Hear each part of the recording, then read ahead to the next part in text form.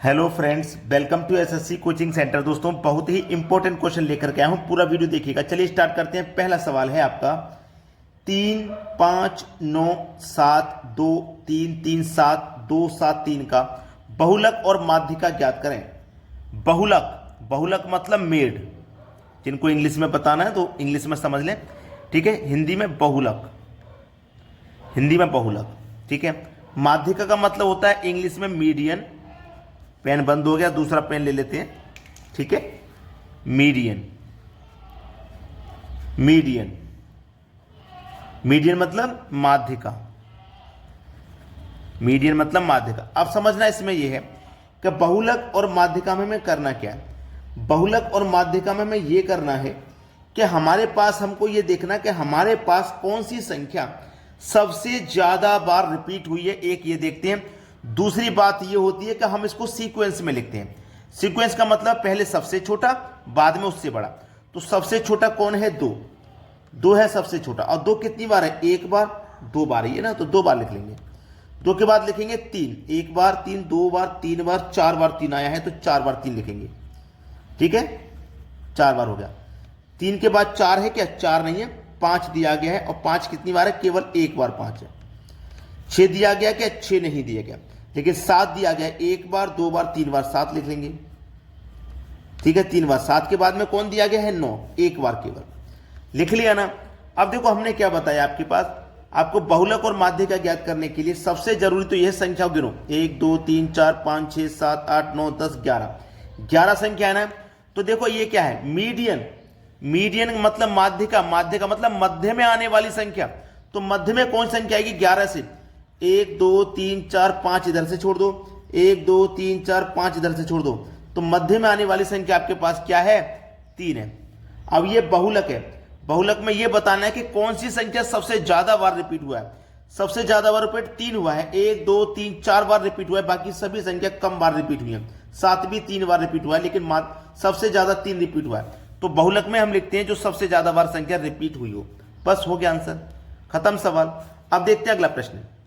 अगला प्रश्न है, एक कक्षा में 40 विद्यार्थी हैं जिसमें कि लड़का और लड़की का अनुपात 3:5 है। लड़का यानी कि बॉय और लड़की यानी कि गर्ल, इनका अनुपात 3:5 है। टोटल मिला के 40 विद्यार्थी हैं। तब हमारे पास लड़का लड़की दोनों 40 हैं, तो दोनों का अनुपात का योग कर लो। 3 और 5 8 हो जाएगा, तो इस योग में अनुपात के योग से डिवाइड कर दो। 8 और 5 40, 5 बार में गया। 5 का पे 3 से कर दो 15, 5 से कर दो 25। यानी कि लड़के की संख्या हमसे पूछ रहा था, क्या है? लड़के की संख्या है 15। बस यही हो जाएगा आपके सवाल का सही जवाब। अब देखेंगे अगला प्रश्न। अगला प्रश्न है, क्रय मूल्य पर पहले एक विक्रेता ने 10% ज्यादा अंकित कर दिया, फिर 10% छूट दे दिया, तो प्रतिशत लाभ या हानि निकालें। एक फॉर्मूला होता है, बहुत बार मैंने आपको बताया है, A + B प्लस का AB/100, ठीक है। अगर उसने प्रॉफिट कमाया है या ज्यादा अंकित किया है तो प्लस, और लाभ हुआ है प्लस, कमी हुई है नुकसान हुआ तो माइनस। अब उसने क्या बोला, याद रखना, विक्रेता ने 10% ज्यादा अंकित कर दिया तो लाभ कमाएगा। तो ये हमारा प्लस का A हो जाएगा, यानी कि A हो गया ये और B हो गया हमारा ये। तो ये तो ज्यादा अंकित कर दिया तो लाभ कमाएगा, तो हमारा जो A है वो 10% प्लस का रहेगा। यहां पे छूट दिया है तो माइनस का रहेगा। प्लस माइनस मिलकर के, भाई प्लस माइनस क्या होता है? माइनस होता है। ए की वैल्यू 10 है, बी की वैल्यू भी 10 है, बटे में कितना है? 100। तो 2 जीरो से आपके 2 जीरो कट जाएंगे, 1 का गुना 1 से करोगे 1 ही रहेगा, ठीक है।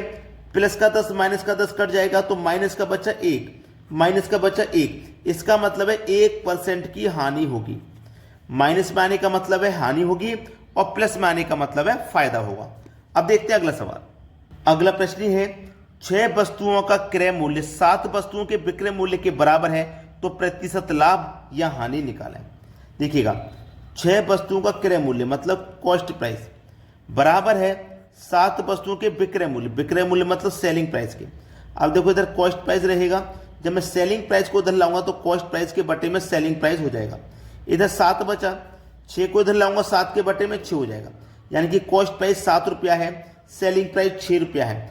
अगर मैं 7 रुपए की चीज को 6 रुपए में बेचूंगा तो 1 रुपए का नुकसान होगा।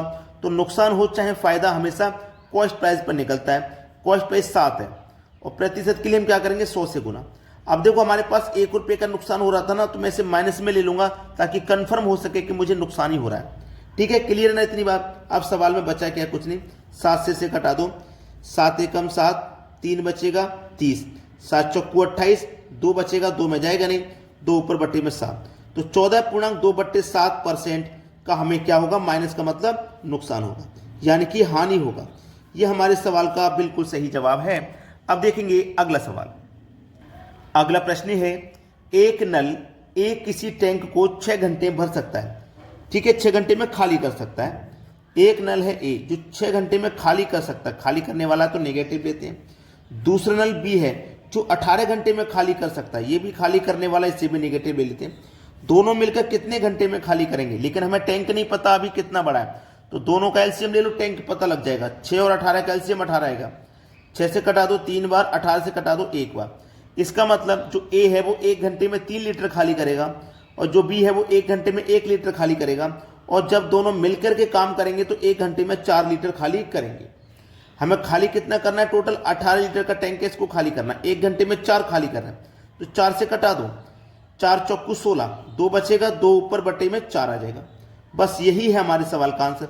चाहो तो इसको कटा दो, 2 एकम 2, 2 दूने का था, तो 4 पूर्णांक 1/2 हो जाएगा। कितना समय लगेगा, 4 पूर्णांक 1/2 घंटे का समय लगेगा खाली करने में। यही है हमारा आंसर। अब देखते हैं अगला प्रश्न। अगला प्रश्न है, कोई राशि साधारण ब्याज 20 वर्ष में कितने प्रतिशत की दर से 4 गुना हो जाएगी। बहुत अच्छा सवाल है। देखिएगा, कोई राशि जब हमें नहीं पता है तो हम उसे 100 मान लेते हैं। ठीक है, अब कितनी हो जाएगी, 4 गुना हो जाएगी। भाई 100 राशि है मेरे पास, अब वो 4 गुना हो जाएगी, मतलब 400 हो जाएगी। क्लियर है ना, 4 गुने का मतलब 400 हो जाएगी। मान लो 100 रुपये हमने बैंक में जमा किए और वो 400 हो गए, तो उस पर हमें ब्याज कितना मिल गया, 300 रुपये का ही तो ब्याज मिला। कितने समय के लिए हमने जमा किए थे, 20 वर्ष के लिए। 20 वर्ष में हमें 300 रुपया का ब्याज मिल गया। अब फॉर्मूला अगर आपको याद है तो आसानी से लगा सकते हो, सिंपल इंटरेस्ट बराबर PRT/100।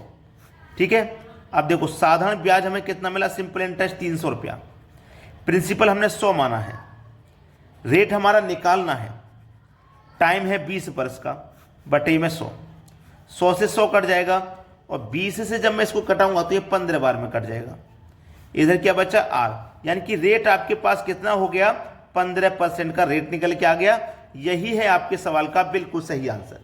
अब देखते हैं अगला प्रश्न।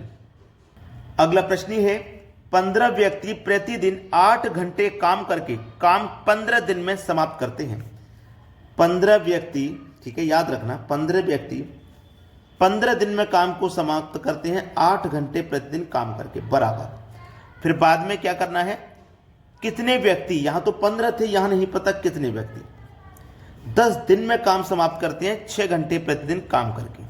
बस ये सवाल है, काटाना पिटाना है बस, और हो गया, कुछ नहीं करना। फिर 5 दूने का 10, 5 तिया 15, ठीक है, 2 चौकू 8, 3 दूने का 6, और 2 से कट जाएगा 15, कटे नहीं, 2 से 4 को कटा लेते हैं 2 बार में, 15 दूने का कितना हो जाएगा भैया 30। तो इधर क्या बचा आपका x, तो x का मान कितना आ गया 30। बस हो गया आपका आंसर, कुछ करना नहीं होता इन प्रश्नों में। तो अगर आपने वीडियो को लाइक नहीं किया भैया लाइक कर दो, और यदि शेयर नहीं किया है तो शेयर कर दो। ठीक है दोस्तों, धन्यवाद।